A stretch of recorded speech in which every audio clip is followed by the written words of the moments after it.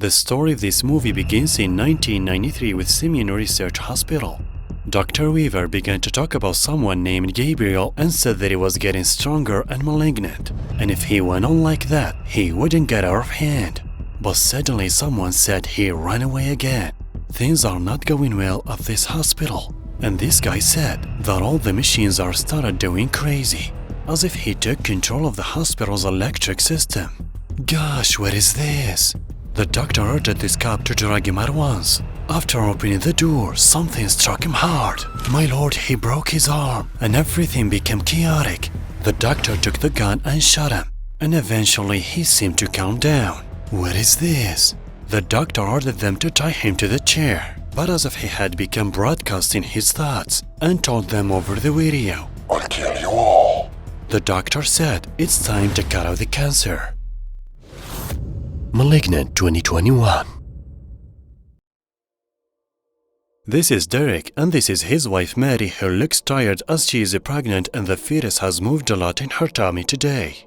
After turning off the TV, he went to her and told her that he refused her pregnancy because she has miscarried several times, which torments him. She told him not to repeat, so he hit her over the head with the door and she fell down. But it was never his intention to harm her. And when he went to get an ice bag, she locked herself in. Apparently, she got hit in the head. At night, while they were asleep, Derek heard a noise in the kitchen. It seemed as if his wife wanted to eat something. But the noise got loud. She switched on the blender. On arrival, he didn't find anything. Opened the refrigerator door behind him and found no one. A strange house. No sign of the wife. What a noise. His wife has switched on the TV. What was that? Sounds like this house is haunted. He should find out who did it. Jesus, what is this? Oh, thank goodness this was just a nightmare. The wife's pillow is covered in blood. It looks like she is still bleeding. Mary goes downstairs in search of her husband. Perhaps he can help her stop the bleeding. Suddenly, she finds him dead and the devil's next to him. Jesus, he was real. The devil seemed to kill her as he killed her husband. She didn't give up and fled and locked the door. But the devil broke down the door. She flew into the air and fell down.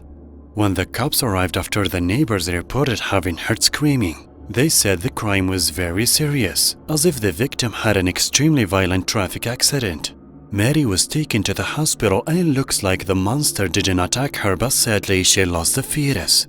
In the autopsy room, there weren't any prints on the body, as if the victim had been beaten by upturned hands. The neighbors told the investigator that Mary was being abused at home, so the cops suspect Mary did this. Mary went home. Her sister wanted to stay with her, but she'd rather be alone. At night, this light went out. She focused well and noticed something moving. She rushed to close the doors and cover the windows. But what's scary is that she found the exterior door open. What a misfortune. How could she return to such a haunted house after that crime? Gosh, the door was opened. She must run away. Otherwise, the devil will pounce on her. She was never supposed to come back here. The next morning, she closed all the outlets. Her sister came to see her, but she was unable to open the door. So she left. Oh gosh! The same night as Seattle Underground or Old Seattle, which is an historic place. This lady said there are stories about ghosts roaming around this ancient underground city. After the visit was over, she switched off the lights, but heard a noise. She thought someone was staying here, so she ordered him to leave because the visit time was over. Looks like something is trying to scare her. She ran out to switch on the lights. Damn, the devil appears to be following her. Thankfully, there's nothing. Oh shit! When she woke up, she was tied up and that thing was acting oddly. He started talking to her over the video. He looked to be Gabriel and told her, How long have we been expecting this? But now is not the time. Dr. Weaver first. The phone rang in the lady's house. That monster called her and said, It's time to cut out the cancer. And then ended the call. At night, Mary was listening to the video. And suddenly there was a power outage followed by video interruptions. But things are back on track. And while she was descending the stairs, something happened and she heard this noise. When she came down, she heard a loud noise in her head and began bleeding.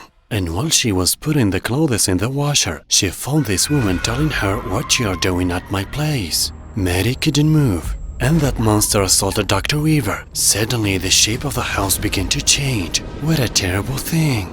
The monster turned on the TV and said, "Time to cure the cancer." He hit her, but she ran away, and he pounced on her again, no stop. But was Mary imagining it, or was the ghost manipulating her? It looks real. They found this photo dating back to 30 years ago. Upon arrival at the office, the investigator asked to age it up. Someone called Dr. Weaver's colleague and asked him if he suspected someone of having killed her. But in a strange way, there was network interference and the call ended. When he turned around, he found the window open with the bloodstains pointing into the room and the light went out. He came in, switched on the light, then wiped the blood. And when he went to close the window, that monster showed up behind him. It seems that he chose some people to kill, and he had to end his life while he was asleep. At Mary's, it's clear that she is still at home despite what happened. Damn, what is that? Every day something happens in her house. A crime every day. The monster turned toward Mary. Is he going to kill her as well? Her sister came in after she heard screaming. But it looks like nothing happened. She told her sister he was at home. The next day, she went to the police station to tell them how she sees the crimes. The investigators decided to go there. After they got to the apartment, the door was open, and after they checked the house, they found the victim's body lying on the bed. At the center of the investigation, everybody was there and Mary asked permission to go to the bathroom. There was a power outage. Then she got a call from an unknown person. When she answered, he said, "Hello, Emily." She said her name was Madison. He said, "Emily was your real name, and your fake mother named you Mary. But I knew you as Emily, and that I would avenge those who made you believe that it was just a noise in your head." She said, Gabriel? And then Mary decided to go out quickly. The photo is ready after they ate up, so it turned out to be Mary. And she seems to be one of Dr. Weaver's patients. Mary knew the cops suspected she was the perpetrator. She went to see her adopted mother and asked her about Gabriel. She showed her old films in which Mary talks to Gabriel as if she had a psychosis. Meanwhile, files were found in an investigation office about Mary in which she was diagnosed with psychosis, and these are her doctors. Mary went to the bathroom and everything began to change as before. It seems that this is the doctor's turn. The detective knew what was coming, so he ran to Dr. Jones' apartment to see what he could find. Is Mary the criminal, or is that monster real? Gosh, he got killed. Mary's here, but she told the officer he was here, and the monster assaulted him. Jesus. He was almost killed. He was shot, but he escaped. The detective chased him back and forth, but he got away. What a very brave detective. He was attacked, but the detective managed to survive, and the monster was not hit by any bullet and escaped. The next day, the detective went to Mary's house and told her that all the victims were looking into her case. But the problem is that Mary can't remember anything. So they suggested a hypnosis session to restore old memories. She doesn't remember anything until her adoption age. She remembers that Gabriel is just a friend. Gabriel called her and told her to cut the cake. And she found herself in her parents' room and this voice says, "Got it." What a poor. She apparently went through a very difficult situation and Beverly woke her up. She told them Gabriel was trying to kill her sister because if she had a baby, she'd forget about him and he'd be a thing of the past. And this same nightmare she's been living now, she lived them during her childhood. Returning to the woman who was tied up by Gabriel, it appears that she finally managed to escape and fell straight to the lower floor. What is it? Gabriel lives there with him. And what's the connection with this woman? But worst of all, the police charged Mary with being the one who committed all the crimes. All the evidence the investigator claims indicates Mary's involvement. The detective's words didn't work, so the bad investigator charged her and never believed Mary's statements. Mary screamed and all of a sudden the lights broke and an unknown number called. It's Gabriel. He asked the detective to get his stuff back. The detective asked him if he was trying to incriminate Mary. But the monster said, Mary never knew about my existence and believed I'm only a figment of her imagination. And hung up. Mary's sister is going to the hospital in order to get her medical file. It looks like a horror movie from afar. She heard some movement, but it could be from rodents living here, or possibly another ghost that lives here. She's gotta go to the basement level to find the files. In fact, that investigator is bad. What's Mary's fault in all this? How scary those prisoners are. She found the complete file of her adoptive sister, brave girl. When she went back home, she played the film and it turned out that Mary's mother, Serena May, was raped and gave birth to Mary when she was 15, and Mary's mother family rejected her daughter and treated her as a sin. So she was adopted. This file was found under the name Serena May and belongs to Mary's real mother. During the interrogation, Mary starts talking about Gabriel and that he orders her to do wrong things. Weaver told her she'd injected him to wake him up. Damn! The doctor said that Gabriel is an extreme type of teratoma that has everything from muscles, bones, skin, etc. He's a parasitic twin, which means that Mary and Gabriel are twins and that Gabriel is underdeveloped and not complete. So he became a parasite who feeds on Mary and has the capacity to make her see what he wants and controls her visual cortex. In prison, Mary was severely beaten by female prisoners. Gabriel lost control, so they couldn't control him.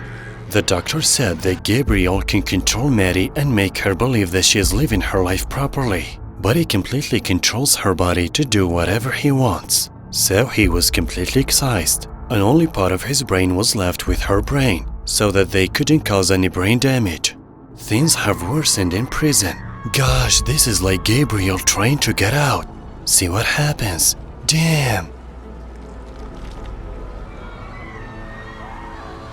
He killed all the prisoners, even the guard. Her sister called the detective and told him the truth and that Gabriel came out of his sleep after Derek hit Mary on the back of her head. He came here, took his stuff, left and went straight to the detective's office. Gosh, what a kind and strong man he is. No one now can stop him. And it seems that's the reason why he killed the doctors, because they prevented him from leaving when they excised him. What an absolute evil. No one can kill him in any way. But the strange thing is that he killed everyone except those two detectives. That's weird. The detective said he would kill his mother, which means he would commit another massacre in the hospital. His hearing seems to have a lot of grudge against Mary's adoptive sister, as she took his sister away from him, but his mother intervened and told him to forgive them. He is her son and she deceived him when she abandoned him. Him, Mary's hurt. There isn't any solution now, but for Mary to control him with her mind to return to normal. Will she succeed? Shit, he killed her sister and his mother. What a monster. Suddenly everything started to turn around and Mary showed up and said she could do every trick he does. It turns out that he killed neither her sister nor his mother, but was delusional. She said, henceforth you will live in a world that I create for the rest of your life. Thank God she went back with her sister and her mom. Looks like nothing can separate them now. See you in the next video.